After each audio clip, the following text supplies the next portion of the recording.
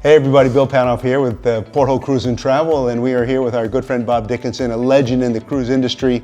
And we want to talk today a little bit about the growth of cruising compared to other sectors of the travel market. Bob, how are you? I'm doing great. You're looking well. It's nice to see you. You know, you really put the fun in Fun Ship. I mean, that entire campaign was under your umbrella, and congratulations for what you've done for cruising and for the cruise industry.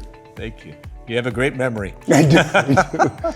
Tell me about the growth of cruising. You know, post-COVID has been quite dramatic. The comeback has been phenomenal. Compared to other sectors of the market, we seem to be growing at a much rapid pace. It's been extraordinary. You know, during the pandemic, everybody was sort of writing off the cruise industry because we had, you know, huge financial commitments for ships. And, you know, how are they going to make it? I don't know. You know, people shorting them, different things. We've come back with a vengeance. I mean, we've grown capacity a multiple of percentage versus hotels or sightseeing destinations and so on. Why do you think that is?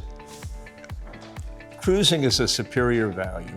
And the reason for that is the ships always sail full. Sure. We know exactly what people are going to do. We know how much food, we know how much booze, etc. We know where people are going to be. If you're a general manager of a hotel and it's 5 o'clock in the afternoon and you have a restaurant that can have 400 covers and you have 27 reservations, you don't know how much to prepare for. Right. You know, and you don't know what the occupancy might be 50% at that time. 2 hours later, it could be 70%. So we have all that fixed in advance. We haven't known typically 60 days out exactly what's going to happen. Wow. And you know, people stay the whole time, and so the cost of food, there's a minimum amount of breakage. Sure. We have just the right amount of staff. There's no wasting. How many times you've been in a hotel or restaurant where people like this, or they're talking to themselves and whatever, they're bored out of their minds because there's not enough tables for them to work on. Right.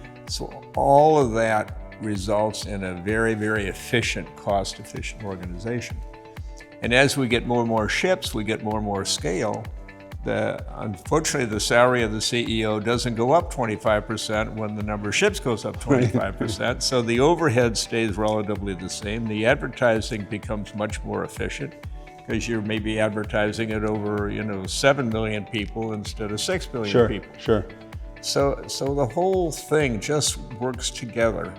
And of course, the underlying thing is that people love cruising. And, you know, what saltwater is something like 90% of the earth or something like that. Sure. Saltwater, some ridiculous amount. And we carry as an industry not too many more people than Disney World carries. And we go all over the world, and we're mobile. A hurricane comes, we can get out of the way. This happens that way, we can get out of the way. Sure.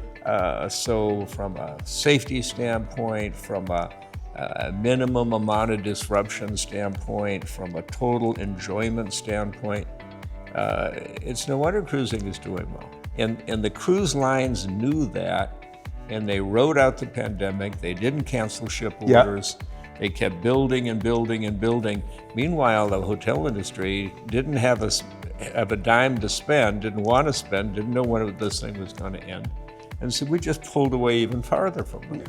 The order book this year is phenomenal too, from MSC and Norwegian and Carnival. I mean, they're all building and building not one, but two, but maybe even 3 vessels, you know, coming in the near future. Yeah, it hasn't stopped in 60 years. Right. It's just incredible. And we know that there's so many destinations, there's so many new kinds of vessels now. They're vessels of just about any size you want. You want a vessel with 100 people, you got 100 people. You want 200 people, you got 200. 400 people, whatever. And you know, they're going the Northwest Passage. That wasn't even dreamed of in anybody's mind 30 years ago or 20 years ago. It's an easy way to see the world. Women always intuitively knew that, but there's so much word of mouth now, and it's, Harry, you got to come with us. You're not going to believe this, right? So, and the beauty of it from a guy's standpoint, you unpack one time, everything comes to you. Sure. You don't have to, Tuesday it's Belgium, Thursday it's, Warsaw, whatever, and you're packing and moving. You don't have to do any of that. It's all figured out for you. Absolutely. Food's included, entertainment's included, and tours sometimes are included. Sure. And that's why cruising has, for many, many years, enjoyed the highest customer satisfaction of any vacation alternative. So one thing that we haven't done over the years, we've known each other for so long, we've never cruised together. And I think we should plan that in the very near future, and maybe some of you would like to join us as well. Actually, I have cruised with you when you were doing your peanut WWs and other magic and fun. When I was working as a cruise director. Yeah. And I was working at the time too. You were. I had a little job. But maybe to go as guests, that would be that would be quite fun. Yeah. That'd be quite and now fun. that you're learning spades and chess, it's exactly better. Exactly. Look forward to it. What a pleasure, and continued success in the cruise industry. Although you're not working for the cruise lines, you're still very much involved, and you are the go-to source for cruising. I mean, nobody knows it better.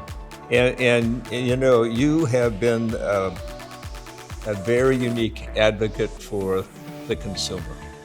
And they look to you, they look to Porthole, and so on and so forth. You're sort of the gold standard from a customer standpoint.